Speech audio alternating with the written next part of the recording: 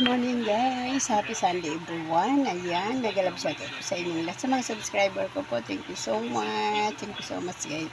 Okay guys, to this video, thank you Lord dahil may pagkain tayo today. Ayan guys, nakapaglaga na ako ng ribs. Ayan, luto na po ito. Lagyan lang natin ng simpleng patatas, tsaka pichay bagyo. So yung kailangan natin guys ng sabaw kasi alam mo naman mga bata nilagang ribs po ito. Happy Sunday everyone!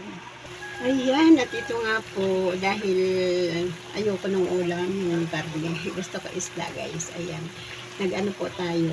Ayan guys, nagpapaksiw ako ng tulingan. Tapos gagataan natin yan. Ayan, ito na yung ating ingredients. Ayan, may kokomama na tayo. Dalawa kasi kulang naman ng isa. Gagataan natin. Ayan, may sahog tayong talong, tsaka pechay. So, tali, pwede ko na nga ilagay ko ng gulay bago ko ihulog yung gata.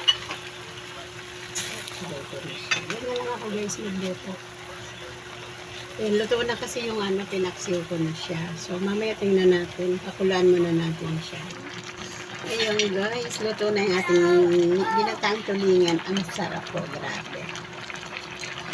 Ang sarap. Paborito ko to. Ayan.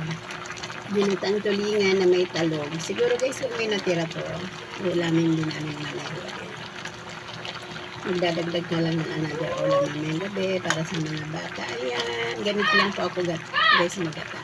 Papaksin ko muna yung isda. Pagluto na, ilalagay ko yung gulay. Tapos yung ihulog ko na rin yung gata. Dalawang kukumama guys, ginatapa dito. Ayan. Para masarap. Huwag natin tipirin sa gata. Yun yung sekreto. Para masarap ang ginataan. Huwag tayo magtipid sa gata. Ayan, thank you so much. Happy Sunday everyone. Thank you so much po.